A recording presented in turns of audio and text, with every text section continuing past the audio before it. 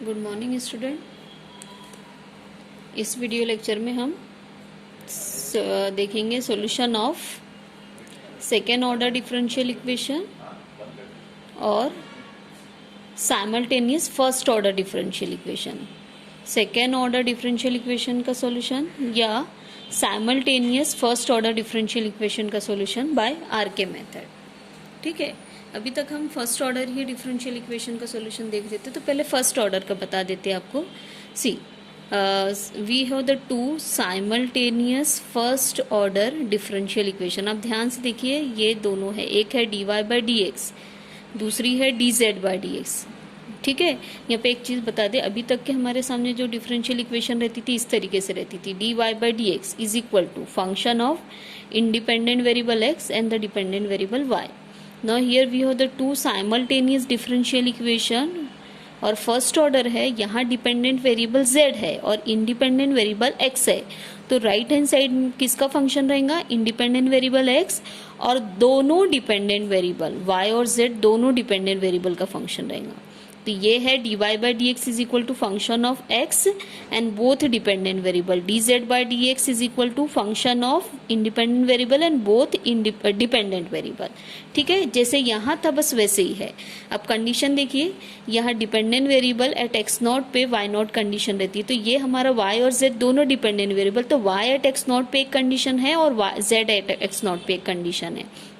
ठीक है, अब हमें आरके मेथड से y की वैल्यू एट x1 और z की वैल्यू एट x1 कैसे फाइंड आउट करना है, that I will tell you. ठीक है, तो अब इसको भी साइमल्टेनियसली ध्यान से देखिए, ये आपको पता है डिफरेंशियल इक्वेशन होती थी, आपके सामने कंडीशन होता था, आपको y eight x1 find out करना होता है, तो आप क्या करते थे, y1 की वैल्यू इज इक्वल टू क्या होती है, y नॉट प्लस के। तो यहाँ पे भी वैसी होंगी, y1 की value is equal to y naught plus k, z1 की value is equal to z naught plus l। यहाँ पे हमने l ले लिए। अब ये k और l क्या होगा, ये देखिए, k की वैल्यू ये होती है, तो यहाँ पे भी k की वैल्यू यही होंगी। ठीक है, लेकिन l की वैल्यू के लिए हमने suffix l1, l2, l3, l4 ले लिए। अब आसानी से देख सकते हैं, इसके कंपैरिजन में मैं आपको बता रही हूँ। ठीक है, अब देखिए k की value k1, k2, k3, k4 की value k1 is equal to h time f of x naught y naught, क्योंकि f x और y का ही फंक्शन है। यहाँ f किसका फंक्शन है, x, y एंड z।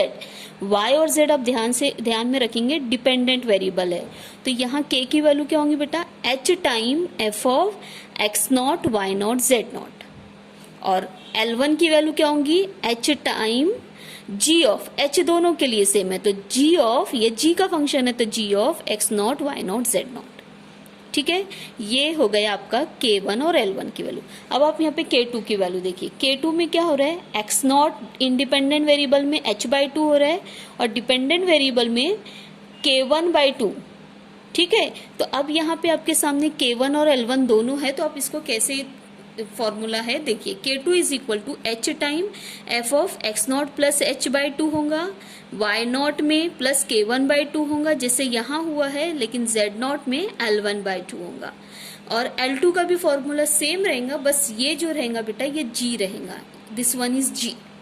ठीक है, सेम इज फॉर k3, आप देख सकते हैं k3 का फॉर्मूला, तो यहाँ पे k3 के भी इसमें वैसी है, h time f of x naught plus h by to, y naught plus k2 by two, z naught plus l2 by two.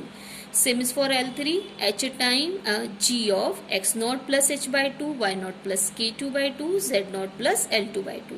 ये इसके कंपैरिजन में देखिए। अब यहाँ पे k4 में क्या हो रहा है, x naught plus h, y naught plus k3, तो यहाँ पे क्या होगा, k4 और L4 में h टाइम, यहाँ पे f of x naught plus h, y naught plus k3, z naught plus l3, और सेम इज फॉर L4।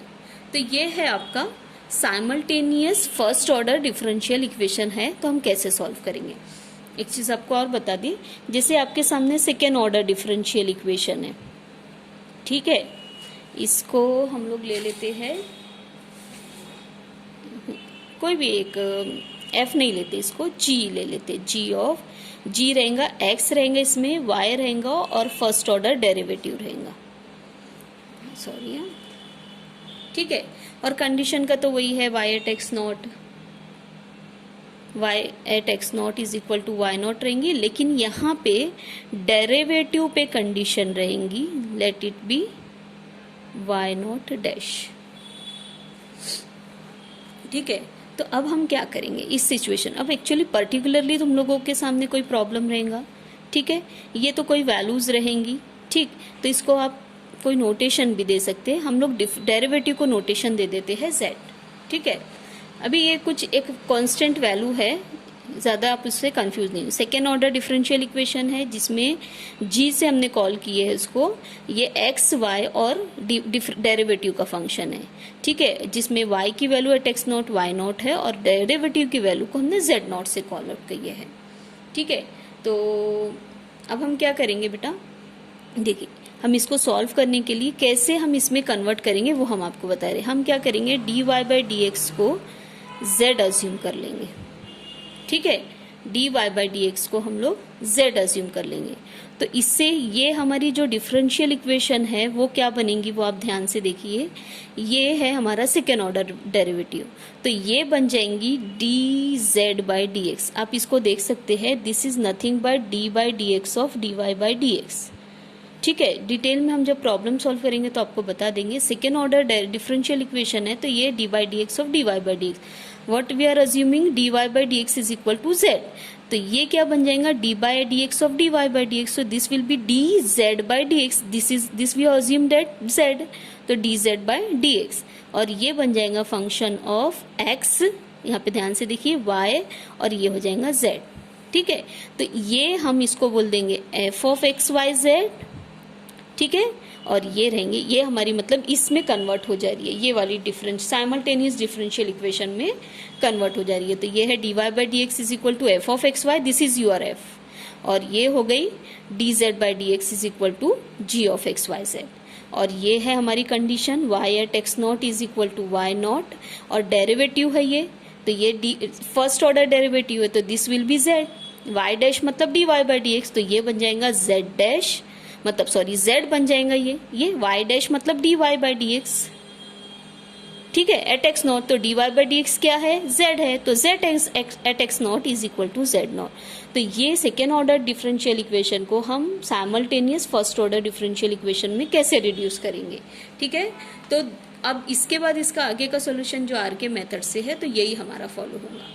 हमने सेकेंड ऑर्डर डिफरेंशियल इक्वेशन को फर्स्ट साइमल्टेनियस, ये देखिए simultaneous first order differential equation में reduce करे है, और आगे z y की वैल्यू एट x1, और आपको रहेगा कि y डैश की वैल्यू भी एट x1 बताइए। y डैश क्या हो जाएगा बेटा आपका z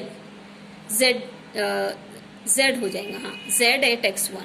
तो आपको क्वेश्चन में ये पूछा जाएगा, लेकिन y डैश का मतलब होता है डेरिवेटिव, और डेरिवेटिव मीन z, तो ये हो जाएगा z की वैल्यू एट x1 और y की वैल्यू एट x1। फाइनल में आप जब आंसर बोलेंगे तो z कहने की बजाय आप y डैश कहेंगे। तो आपको ये ध्यान में रखना पड़ेगा कि y डैश मतलब z है, आपको अज्यूम करना है। देखो y डैश है, इसको आप z अज्यूम करेंगे, तो ये आपकी फर्स्ट डिफरेंशियल इक्वेशन बन जाएंगी। With this assumption the given second order differential equation can be written as dz by D x is equal to some g of x y z, और ये condition तो ये इसमें कोई प्रॉब्लम नहीं है, लेकिन y डैश मतलब first order derivative, first order derivative of y with respect to x is z, तो ये बन जाएगा z एट x नॉट। तो किस तरीके से हमने इसको simultaneous first order differential equation में रिड्यूस करे। अब आपको फाइंड आउट करना है y की value at x1, y dash की value at x1, this will be in question, लेकिन हम एग्जैक्टली क्या करेंगे, y की value at x1 and z की value at x1, because y dash मतलब डेरिवेटिव मीन्स z, ठीक है। तो चलिए अभी हम प्रॉब्लम के थ्रू आपको एक्सप्लेन करते हैं, ठीक है। ये है आपका क्वेश्चन, ठीक है। आपको अगर से आरके मेथड आता है तो इसमें कोई तकलीफ नहीं रहेगी। आपका क्वेश्चन है कि solve d y by D x is equal to x plus z, d z by D x is equal to x minus y square for x is equal to 0.1। कल भी हमने आपको बताया था कि solve this two differential equation for such a value means आपको dependent variable की value at this point find out करना है। तो यहाँ y डिपेंडेंट वेरिएबल है, यहाँ z डिपेंडेंट वेरिएबल है, तो आप ये दोनों डिफरेंशियल इक्वेशन को सॉल्व करेंगे मीन्स आप y की value at x is equal to 0.1, z की value at x is equal to 0.1 find out करेंगे। तो ये मैंने आपको साइड में एक्सप्लेन करने के लिए लिख के रखी हूँ कि ये आपको फाइंड आउट करना है, ठीक है। आपको गिवन है ये दोनों value y at 0, z at 0, this two are given to you, ठीक है। अब h आपको गिवन नहीं है, लेकिन h हम लोग अज्यूम कर लेंगे क्योंकि ये 0 है मतलब, और ये 0.1 है, तो वील अज्यूम डेट के h इज इक्वल टू 0.1 हम लोग यहाँ पे अज्यूम कर लेंगे, ठीक है। वी टेक करके लिखा है। तो अब आप देखिए बहुत ज़्यादा डिटेल में हम हर इन्फॉर्मेशन को नहीं लिखेंगे। ये हमारा y के साथ जो डिफरेंशियल इक्वेशन है ये f रहता है, और ये जो रहेगा ये g रहेगा, ये दोनों हमने लिख लिए ये गिवन करके, ठीक है। अब उसके बाद क्या क्या लिखेंगे, x naught, y not, z not और h की वैल्यू। ये देखिए ये आपका x नॉट है, ये आपका y नॉट है, ये आपका z नॉट है, और ये h की वैल्यू। अब ये सभी वैल्यूज से हम पहले x1 कैलकुलेट कर लेते हैं। तो x1 होता है x नॉट प्लस h, जो कि आ गया 0.1।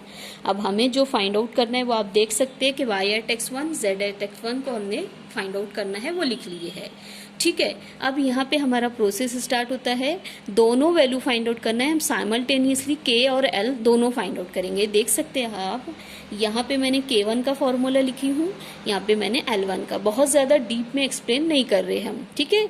k1 का फॉर्मूला आपने अभी हमने बता के रखे आपको, ये l1 का फॉर्मूला है। अब x naught, y not, z not, ये है x नॉट, ये है y नॉट और ये है z नॉट, ये हमने लिख लिए, यहाँ पे भी लिख लिए, और h की वैल्यू को भी सब्स्टिट्यूट करिए। अब f की वैल्यू ये पॉइंट पे कैलकुलेट करना है। ये x है, ये y है और ये z है। मैं बार बार नहीं बताऊंगी, एक बार बता रही हूँ। x प्लस z है मतलब x इज 0, z इज 1, तो ये हो जाएगा 1। सॉरी, यहाँ पे भी हम लोग देख सकते हैं, तो ये हो जाएगा 1, और 1 को 0.1 से मल्टीप्लाई करेंगे तो आंसर k1 की वैल्यू आ जाएंगी। यहाँ पे भी देख लीजिए 0, 2, 1 है, तो यहाँ पे x इज 0, y इज 2, तो -2 का स्क्वायर मतलब -4 आएगा, और इसको 0.1 से मल्टीप्लाई करेंगे। अब हम हर जगह आपको एक्सप्लेन नहीं करेंगे ये चीज़ कि f और g कैसे कैलकुलेट करना है, ठीक है। तो देखिए अब k2 का फॉर्मूला लिख लिए, ये हमने कल हमने जैसे करे थे वैसे ही। पहले कैलकुलेटर उठाएंगे, ये x नॉट है तो ये x नॉट 0 टाइप करेंगे, और h/2, h इज 0.1 तो 0.1/2, तो वो आंसर दे देंगे आपको। y नॉट प्लस k1/2, तो y1 हम 2 टाइप करेंगे, ये k1/2 टाइप करेंगे, तो ये आंसर दे देंगे। z नॉट प्लस l1/2, तो z नॉट 1, और ये l1 टाइप करेंगे, l1 माइनस साइन है वो ध्यान रखेंगे, तो 1 माइनस 0.4/2 आएगा, तो ये आंसर हमारा आ जाएगा। इसी तरीके से यही सेम चीज़ हम यहाँ पे कॉपी कर सकते हैं, क्योंकि k2 और l2 का जो फंक्शन है वो x naught plus h/2, y naught plus k1/2 and z naught plus l1/2, ये जो है वो यहीं पे ही है। अब आप f कैलकुलेट करिए, 0.1 से मल्टीप्लाई करिए, k2 आंसर आ जाएगा। g कैलकुलेट करिए इस पर्टिकुलर पॉइंट पे, 0.1 से मल्टीप्लाई करिए, आपका L2 आ जाएगा, ठीक है। g और f यहाँ से कैसे कैलकुलेट करना है, ये x की वैल्यू, ये y की वैल्यू, ये z की वैल्यू, यहाँ पे ये x, ये y, ये z, आप सब्स्टिट्यूट करिए और आंसर आ जाएगा। अब आप k3 का भी सेम कैलकुलेशन करेंगे। आप देख सकते हैं k3 x naught plus h/2 तो कैलकुलेट करने की जरूरत नहीं है, लेकिन y नॉट प्लस k2/2, ये y not again the same, now this is your k2/2, और z naught plus l2/2, this is your l2। Same यहाँ पे जो लिखेंगे वो यहीं पे ही आप लिख लेंगे, f और g कैलकुलेट करेंगे, आपका k3 आ जाएगा। नाउ फाइनली k4, तो k4 में x नॉट प्लस h आता है, तो ये x नॉट है और h इज 0.1, तो हमारा 0.1 हो जाएगा। y नॉट, ये y नॉट है, प्लस k3 आ जाएगा, और z नॉट ये है और प्लस ये आ जाएगा। सेम यहाँ पे हमको ये सेम चीज़ रहती है, तो दोनों जगह इसको कैलकुलेट, हाँ